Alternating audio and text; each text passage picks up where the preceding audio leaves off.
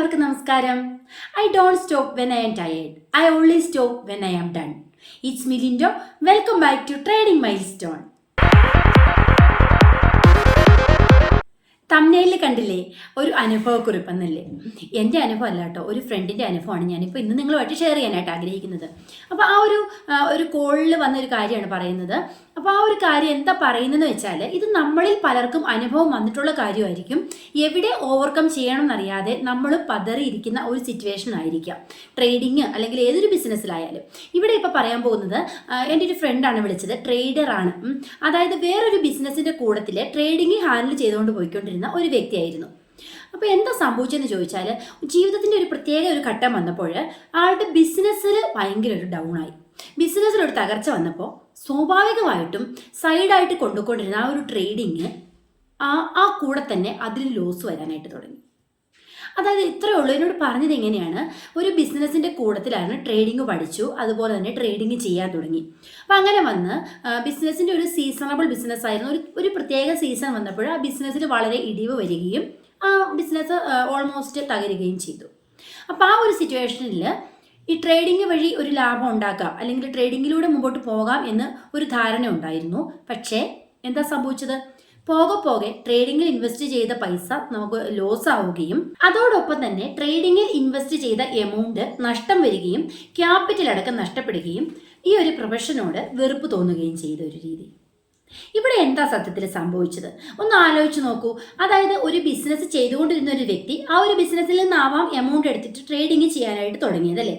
അപ്പോൾ ആ ഒരു ബിസിനസ്സിലെ എമൗണ്ട് ട്രേഡിങ്ങിൽ ഉപയോഗിച്ച് മുമ്പോട്ട് പോയിക്കൊണ്ടിരുന്ന ആ ഒരു കാലങ്ങളിൽ ലോസ് ഉണ്ടായിരുന്നു, പ്രോഫിറ്റ് ഉണ്ടായിരുന്നു. പക്ഷേ ലോസുകൾ കാര്യമായിട്ട് ബാധിച്ചില്ല. എന്താണെന്ന് വെച്ചാൽ വേറൊരു ബിസിനസ് ആ ഒപ്പം തന്നെ റൺ ചെയ്തുകൊണ്ട് പോവുകയും അവിടെ കിട്ടുന്ന ഒരു പ്രോഫിറ്റ് ചിലപ്പോൾ ട്രേഡിങ്ങിൽ ഇൻവെസ്റ്റ് ചെയ്യുകയും ചെയ്തിട്ടുണ്ടാവാം. അതുകൊണ്ടായിരിക്കാം ആ ഒരു ബിസിനസ് ഇടിവ് വന്നപ്പോൾ മെൻ്റലി തകർന്ന ഒരു സ്റ്റേജിൽ ട്രേഡിങ്ങിൽ നിന്നും ഒരു ലാഭം ഉണ്ടാക്കാൻ പറ്റിയില്ല. അത് ട്രേഡിങ്ങിൻ്റെ കുഴപ്പമാണോ, അല്ലെങ്കിൽ നമ്മൾ ചൂസ് ചെയ്ത മെത്തേഡിൻ്റെ കുഴപ്പമാണോ? സത്യത്തിൽ എന്താ അവിടെ സംഭവിച്ചത്? ഇവിടെയാണ് നമ്മുടെ ഫിനാൻഷ്യൽ ഫ്രീഡം എന്നൊരു കൺസെപ്റ്റ് വരുന്നത്. എന്താണ് ഫിനാൻഷ്യൽ ഫ്രീഡം എന്ന് വെച്ചാൽ, ഒരു ട്രേഡറെ സംബന്ധിച്ചിടത്തോളം ഫിനാൻഷ്യൽ ഫ്രീഡം എന്നതിന് ഒരു എക്സാമ്പിൾ ഞാൻ പറയാം. ഇപ്പോൾ ഒരു 50,000 രൂപ ക്യാപിറ്റൽ ഇട്ടിട്ട് ട്രേഡ് ചെയ്യുന്ന ഒരാളെ സംബന്ധിച്ചിടത്തോളം അയാൾ ഫിനാൻഷ്യലി ഫ്രീ ആണ് എന്ന് പറയുന്ന ഒരു സ്റ്റേജ് എവിടെയാണ്? അതായത് നമ്മൾ ഇട്ട ഒരു ക്യാപിറ്റൽ, അതായത് 50,000 രൂപ ക്യാപിറ്റൽ ഇട്ട ഒരാൾ എന്ന് 50,000 രൂപ പ്രോഫിറ്റ് ഉണ്ടാക്കുന്നുവോ അന്ന് മുതൽ അവൻ ഫിനാൻഷ്യലി അവിടെ ഫ്രീഡം നേടിക്കഴിഞ്ഞു. ആ ഒരു പ്രൊഫഷനിൽ നമ്മൾ ആ ഇട്ട ആ ഒരു ക്യാപിറ്റൽ എമൗണ്ട്, തുല്യമായ എമൗണ്ട് അതിൽ നിന്ന് നമുക്ക് ലാഭം കിട്ടി തുടങ്ങി. ആ ഒരു സ്റ്റേജിലാണ് ഒരു ഫിനാൻഷ്യൽ ഫ്രീഡം അവിടെ അനുഭവിക്കാനായിട്ട് സാധിക്കുകയുള്ളൂ. അതല്ലാതെ ഒരു 50,000 60,000 വന്നു, അത് പിന്നെയും 40 പോയി, 20 പോയി, വീണ്ടും അത് 50 തന്നെ കൊണ്ടെത്തിച്ചു. ആ സുഹൃത്ത് പറഞ്ഞ കാര്യങ്ങളാണിത് കേട്ടോ. അതായത് ആളൊരു 50,000 ഇട്ട് ട്രേഡ് ചെയ്തു. ആള് പറഞ്ഞൊരു കാര്യം ഇതാണ്, ഈ 50,000 ക്യാപിറ്റലിൽ ട്രേഡ് ചെയ്ത സമയത്ത് 50,000 എന്നുള്ള എമൗണ്ട് പുള്ളി ട്രേഡ് ചെയ്തിട്ട് ഒരു 80,000 അല്ലെങ്കിൽ ഒരു 90,000 രൂപ വരെ എത്തിച്ചു.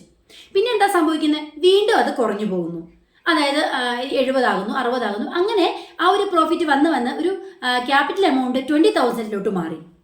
വീണ്ടും എന്താണ്, ഉള്ളി ട്രേഡിൽ നല്ല ടാലൻ്റ് ഉള്ള ഒരാളാണ്, വീണ്ടും അത് 50,000 എത്തിക്കുന്നു, വീണ്ടും അത് പുറകോട്ട് പോകുന്നു. അങ്ങനെ പോകുന്നത് കൊണ്ട് നമുക്കൊരു ട്രേഡിങ്ങിൽ വിജയിക്കാനായിട്ട് സാധിക്കുമോ? നമ്മൾ ഏതെങ്കിലും ഒരു പ്രൊഫഷനിൽ നിൽക്കുമ്പോൾ അവിടെ വിജയിക്കണമെങ്കിൽ ഫിനാൻഷ്യൽ ഫ്രീഡം നേടിയേ പറ്റത്തുള്ളൂ. ഇപ്പോൾ ഒരു ബിസിനസ്സിലായാലും അതെ, നമ്മളൊരു ബിസിനസ്സിലോട്ട് ഇൻവെസ്റ്റ് ചെയ്യുന്നു, ആ ഒരു എമൗണ്ട് ആ ബിസിനസ്സിൽ നിന്ന് നമുക്ക് കിട്ടിത്തുടങ്ങുമ്പോഴാണ് നമ്മൾ ഫിനാൻഷ്യലി ഒരു ഫ്രീ ആകുന്നത്. ഇവിടെ ഞാനൊരു ബിസിനസ് ഗ്രോത്തിൻ്റെ, അല്ലെങ്കിൽ ട്രേഡേഴ്സിനെ സംബന്ധിച്ചിടത്തോളം ആണെങ്കിലും ശരി, ഏതൊരു ബിസിനസ്സിലായാലും ഗ്രോത്തിൻ്റെ ഒരു 5 സ്റ്റേജസ് നിങ്ങളെ പരിചയപ്പെടുത്താനായിട്ട് ആഗ്രഹിക്കുന്നു. ഈ ഒരു 5 സ്റ്റേജസ് കവർ ചെയ്ത് കഴിഞ്ഞാൽ ഓൾമോസ്റ്റ് നമുക്ക് സക്സസ്ഫുൾ ആകാനായിട്ട് സാധിക്കും.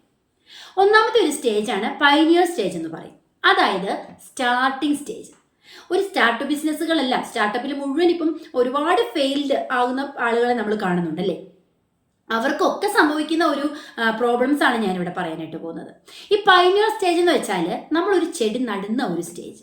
നമ്മളൊരു ചെടി നട്ടിട്ട് അവിടെ മാറിയിരുന്നാൽ നമുക്കതിൽ നിന്ന് പ്രോഫിറ്റ് കിട്ടത്തില്ല, അല്ലേ? അത് വളരാനായിട്ട് നമ്മൾ കുറേ കാര്യങ്ങൾ ചെയ്യേണ്ടതായിട്ടുണ്ട്. അതാണ് ഈ പൈനിയർ സ്റ്റേജ്, അല്ലെങ്കിൽ ഈ ബേസിൽ നമ്മൾ ചെയ്യേണ്ടതായിട്ടുള്ള കാര്യം. ഇവിടെയാണ് നമുക്ക് ഒരുപാട് പ്രശ്നങ്ങൾ വരുന്ന ഒരു സ്റ്റേജാണ് അല്ലേ. ഈ ഒരു പൈനിയർ സ്റ്റേജിൽ അല്ലെങ്കിൽ ഈ ഒരു സ്റ്റാർട്ടിംഗ് സ്റ്റേജിൽ ആ ഒരു ബിസിനസിന്റെ വളർച്ചയ്ക്ക് ആവശ്യമായിട്ടുള്ള എല്ലാ ഫെസിലിറ്റീസും നമ്മൾ ഒരുക്കി കൊടുക്കേണ്ടതായിട്ടുണ്ട്. അല്ലാതെ ആ ഒരു സ്റ്റേജിൽ തന്നെ എനിക്ക് സക്സസ് ആകാൻ പറ്റിയില്ല, എനിക്ക് പ്രോഫിറ്റ് കിട്ടിയില്ല, അല്ലെങ്കിൽ ഞാൻ വിജയിക്കുന്ന ഇതില്ല, എനിക്ക് മെന്റലി ഞാൻ ഡൗൺ ആയി, എനിക്ക് മൊത്തം പ്രോബ്ലംസ് ആണ്, ഇതെനിക്ക് പറ്റില്ല, ആ ഒരു ചിന്തയോടുകൂടി ഈ പൈനിയർ സ്റ്റേജിൽ തന്നെ നമ്മൾ പ്രവർത്തിക്കുകയാണെങ്കിൽ ഉറപ്പായിട്ടും നമ്മൾ ഫെയിൽ ആകും അല്ലേ. കാരണം ഫെയിൽ ആകും എന്ന് പറഞ്ഞുകൊണ്ടിരുന്നാൽ തീർച്ചയായിട്ടും നമ്മൾ ഫെയിൽ ആകും. അതുകൊണ്ടാണല്ലോ നമ്മൾ പറയുന്നത് പോസിറ്റീവ് തിങ്കിങ്. നമ്മുടെ തിങ്കിങ്ങിൽ ആദ്യം പോസിറ്റിവിറ്റി കൊണ്ടുവരിക, അതിനുശേഷം സംസാരത്തിലോട്ടും കൊണ്ടുവരിക. അതാണ് ഈ പൈനിയർ സ്റ്റേജ് എന്ന് പറയുന്നത്. ഈ ഒരു പൈനിയർ സ്റ്റേജിൽ ഒരു അടിത്തറയിട്ട് നമ്മളൊരു ബിസിനസ് കൊണ്ടുവന്നെന്ന് വിചാരിക്കുക. നെക്സ്റ്റ് വരുന്ന സ്റ്റേജാണ് ഗ്രോത്ത് സ്റ്റേജ് എന്ന് പറയും. ഈ ഗ്രോത്ത് സ്റ്റേജിലാണ് ബിസിനസിന്റെ വളർച്ച ആരംഭിക്കുന്നത്.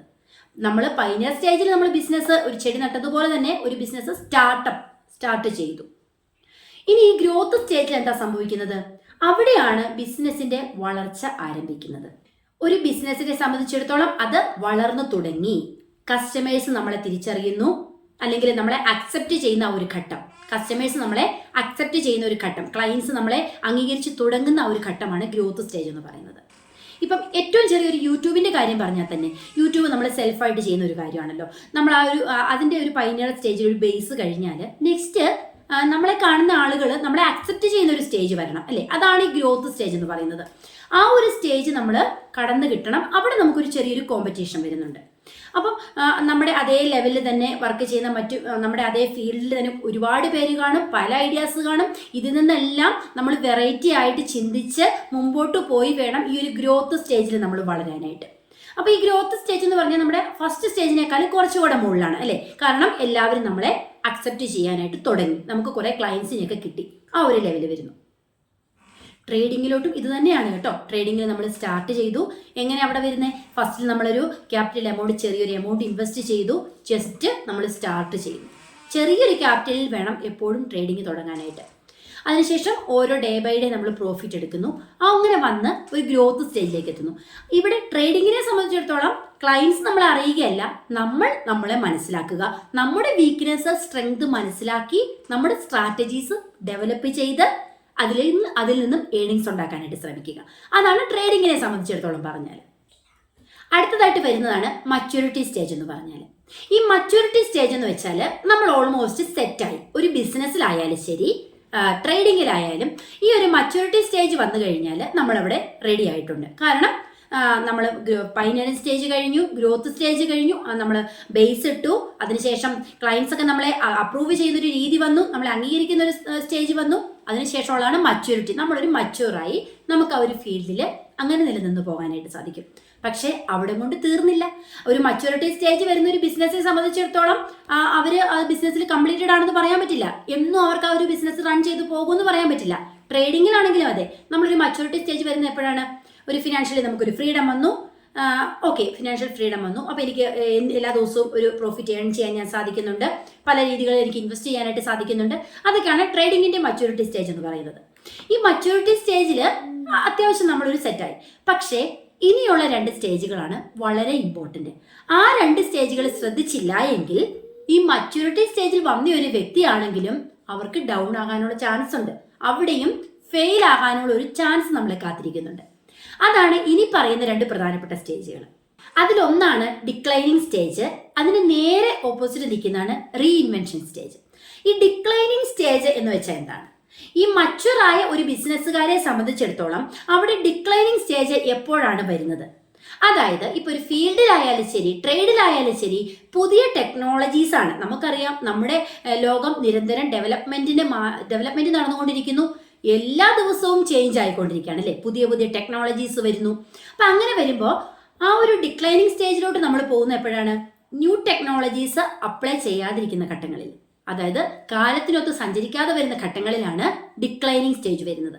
ഒരു ബിസിനസ് തുടങ്ങുന്ന ആളാണെങ്കിൽ ഈ ഡിക്ലൈനിങ് സ്റ്റേജ് എന്ന് വെച്ചാൽ അവർ അതേ ബിസിനസ്സിൽ തന്നെ പുതിയ ടെക്നോളജീസ് അപ്ലൈ ചെയ്തിട്ട് സെയിം ലെവലിൽ തന്നെ വേറൊരാൾ ബിസിനസ് ചെയ്യുകയാണെങ്കിൽ സ്വാഭാവികമായിട്ടും ആളുകൾ അങ്ങോട്ടാണ് പോകുന്നത് അല്ലേ. എല്ലാവരും പ്രാധാന്യം കൊടുക്കുന്നത് പുതിയ ടെക്നോളജീസ് എവിടെയാണുള്ളത്, പുതുമ എവിടെയാണുള്ളത്, കൂടുതൽ ആപ്ലിക്കബിൾ ആകുന്നത് ഏത് മെത്തേഡിലാണ്, അതിലോട്ടാണ് എല്ലാവരും ശ്രദ്ധ കേന്ദ്രീകരിക്കുന്നത്.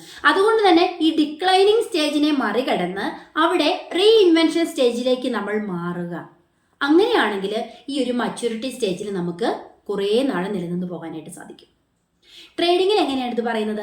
ഇപ്പം നമ്മൾ പണ്ട് കാലം തൊട്ട് ട്രേഡ് ചെയ്തുകൊണ്ടിരിക്കുന്ന ഒരാളാണ്, ഞാനൊരു 10 വർഷത്തെ എക്സ്പീരിയൻസ് ഉണ്ട്. അപ്പം ഞാൻ എൻ്റെ മെത്തേഡിൽ എൻ്റെ സ്ട്രാറ്റജിയിൽ മാത്രമേ ട്രേഡ് ചെയ്യത്തുള്ളൂ, ഞാൻ പഠിച്ച രീതിയിൽ മാത്രമേ മുമ്പോട്ട് പോകത്തുള്ളൂ. അങ്ങനെ ആ ഒരു ലെവലിൽ നിന്നാൽ ആ മച്യൂരിറ്റി ലെവലിൽ നിന്ന് നമ്മൾ ചിലപ്പോൾ ഡിക്ലൈനിങ് സ്റ്റേജിലോട്ട് മാറാനായിട്ടുള്ള സാധ്യതയുണ്ട്. അതിന് പകരം മാർക്കറ്റിൽ വരുന്ന ചേഞ്ചസ്, പുതിയതായിട്ടുള്ള ചേഞ്ചസ് മനസ്സിലാക്കി അതിനെ അക്സെപ്റ്റ് ചെയ്യാനായിട്ട് ശ്രമിക്കുക. പുതിയ സ്ട്രാറ്റജീസിനെ കുറിച്ച് പഠിക്കുക, അത് അപ്ലൈ ചെയ്യുക. അങ്ങനെ ഒരു റീഇൻവെൻഷൻ സ്റ്റേജിലേക്ക് നമ്മൾ കൊണ്ടുവരികയാണെങ്കിൽ ഏതൊരു ബിസിനസ്സും ആ ഒരു മച്യൂരിറ്റി ലെവലിൽ കുറേ നാൾ നിലനിർത്താനായിട്ട് നമുക്ക് സാധിക്കും. ഇപ്പൊ ട്രേഡേഴ്സിനെ സംബന്ധിച്ചിടത്തോളം ആണെങ്കിൽ പുതിയ ടെക്നോളജീസ്, ഒരുപാട് ടെക്നോളജീസ് വന്നിട്ടുണ്ട് അല്ലെ. ആൽഗോ ട്രേഡിംഗ് ഉണ്ട്, അല്ലെങ്കിൽ AI മെത്തേഡ്സ് ഉണ്ട്, ഓർഡർ ഫ്ലോ, മാർക്കറ്റ് പ്രൊഫൈൽ, അങ്ങനെ ഒരുപാട് രീതികൾ, പുതിയ ടെക്നോളജീസ് ഉണ്ട് ട്രേഡിങ്ങിൽ. അതുപോലെ തന്നെ മാർക്കറ്റിനെ മനസ്സിലാക്കാനായിട്ടുള്ള ന്യൂ മെത്തേഡ്സുകളുണ്ട്. അപ്പം നമ്മൾ ഈ ഒരു മച്യൂരിറ്റി സ്റ്റേജിൽ നിൽക്കുന്ന ഒരു ട്രേഡർ ആണോ നിങ്ങൾ, അങ്ങനെയാണെങ്കിലും ഡിക്ലൈനിങ് സ്റ്റേജിലേക്ക് പോകാതെ നമ്മൾ റീഇൻവെൻഷൻ ചെയ്യുക, വീണ്ടും നമ്മുടെ ബിസിനസ്സിനെ കൂടുതൽ ഡെവലപ്പ് ചെയ്യുക, മെയിൻറ്റെയിൻ ചെയ്തെടുക്കുക. നമ്മളിതൊക്കെ തുടങ്ങിയത് ഒരു അനുഭവത്തിൽ നിന്നാണല്ലേ. അപ്പം ഞാൻ പറഞ്ഞില്ല, എൻ്റെ ഒരു ഫ്രണ്ടിന് വന്ന, അപ്പോൾ എന്താണ് ആ ഫ്രണ്ടിന് അവിടെ സംഭവിച്ചിട്ടുണ്ടാവുക? അതായത് അവിടെ സംഭവിച്ചത് ഫിനാൻഷ്യൽ ഫ്രീഡത്തിൽ എത്തിയില്ല. ഒന്നാമത് തന്നെ ട്രേഡിങ്ങിൽ ഒരു ഫിനാൻഷ്യൽ ഫ്രീഡത്തിൽ വന്നില്ല. എന്താണെന്ന് വെച്ചാൽ മറ്റൊരു ബിസിനസ്സിൽ കിട്ടിയ ലാഭമാണ് ട്രേഡിലോട്ട് ഇൻവെസ്റ്റ് ചെയ്തത്. അതുകൊണ്ട് തന്നെ നമ്മൾ അറിഞ്ഞില്ല, ട്രേഡിങ്ങിൽ വന്ന ലോസസ് കാര്യമായിട്ട് ബാധിച്ചില്ല. എന്താണെന്ന് വെച്ചാൽ ഇപ്പുറത്തെ ഒരു ബിസിനസ്സിൽ ലാഭം ഉണ്ടല്ലോ.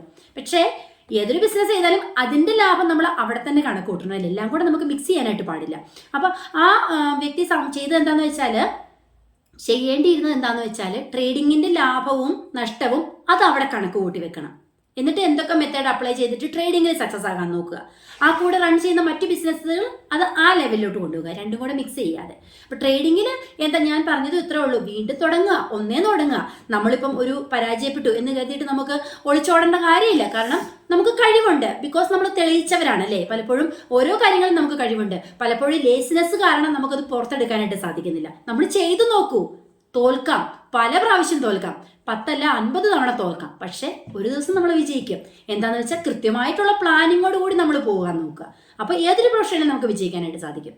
അപ്പോൾ ഇന്നിപ്പോൾ ഞാൻ ഈ വീഡിയോ ചെയ്യാനായിട്ടുള്ള കാരണം തന്നെ അതാണ്. ഇന്നലത്തെ ആ ഒരു ഫോൺ കോൾ എന്നെ തന്നെ വളരെ മാനസികമായിട്ട് ഞാൻ തന്നെ ഒരു ഭയങ്കരമായിട്ട് ടെൻഷൻ അടിച്ചു. എന്താണെന്ന് വെച്ചാൽ ഇതിനു മുമ്പ് ഞങ്ങൾ കമ്മ്യൂണിക്കേഷൻ ഉണ്ടായിരുന്നു. ഇപ്പോൾ ട്രേഡിങ്ങിൽ നല്ല പ്രോഫിറ്റ് ഏൺ ചെയ്യുന്നു, വളരെ നന്നായിട്ട് ബിസിനസ് റൺ ചെയ്യുന്നു. അപ്പോൾ ഞാൻ തന്നെ ഒരു ബഹുമാനത്തോടെ കണ്ടിരുന്ന ഒരാളാണ്. അപ്പോൾ പെട്ടെന്ന് ആ ഒരു ബിസിനസ് ഇടിഞ്ഞു. ട്രേഡിങ്ങിലും ആ ഒരു വിഷയം വന്നപ്പോഴേക്കും പറയുന്നത് എന്താണെന്ന് വെച്ചാൽ ട്രേഡിംഗ് ആണ് പ്രശ്നം, മൊത്തം ട്രേഡിങ്ങിലാണ് പ്രശ്നം, ഇതെല്ലാം ഗ്യാംബ്ലിംഗ് മെത്തേഡുകളാണ്, അല്ല നമുക്ക് ഇതിൽ നിന്ന് ലാഭം ഉണ്ടാക്കാൻ സാധിക്കത്തില്ല. ഒരിക്കലും അല്ല, ട്രേഡിംഗ് ഒരിക്കലും ഒരു ഗ്യാംബ്ലിംഗ് അല്ല. അതെല്ലാം നമ്മൾ നേരത്തെ സൈക്കോളജി വീഡിയോസിൽ ഒരുപാട് കാര്യങ്ങൾ പറഞ്ഞിട്ടുണ്ടല്ലേ, ട്രേഡിംഗ് ഒരു ഗ്യാംബ്ലിംഗ് അല്ല എന്നതിനെ കുറിച്ചിട്ട്. അതുപോലെ തന്നെ വ്യക്തമായി പഠിച്ചാൽ നമുക്കത് കിട്ടും. ഏതൊരു പ്രൊഫഷനിലേക്കും എത്തണമെങ്കിൽ നമ്മൾ എത്ര വർഷങ്ങൾ നമ്മൾ പഠിക്കണം, പഠിച്ചു കഴിഞ്ഞാൽ തന്നെ നമുക്ക് എത്ര എക്സ്പീരിയൻസ് ഉണ്ടെങ്കിലാണ് ഒരാൾ ജോലി തരിക. ജസ്റ്റ് പഠിച്ചു കഴിഞ്ഞ ഉടനെ നമുക്ക് ആരെങ്കിലും ജോലി തരുമോ? അപ്പോൾ ആ ഒരു ഫീൽഡിലെ എക്സ്പീരിയൻസ് അല്ലേ നോക്കുന്നത്. അപ്പോൾ വീണ്ടും കൂടുതൽ തോൽവിയിൽ നിന്ന് പഠിച്ച് എക്സ്പീരിയൻസിലൂടെ മുമ്പോട്ട് പോകാനായിട്ട് ശ്രമിക്കുക. അപ്പോൾ തീർച്ചയായിട്ടും നമുക്ക് വിജയിക്കാനായിട്ട് സാധിക്കും. ഓക്കെ, അടുത്ത ദിവസം പുതിയൊരു ടോപ്പിക്കുമായി വീണ്ടും കാണാം. അതുവരേക്കും ബൈ ബൈ.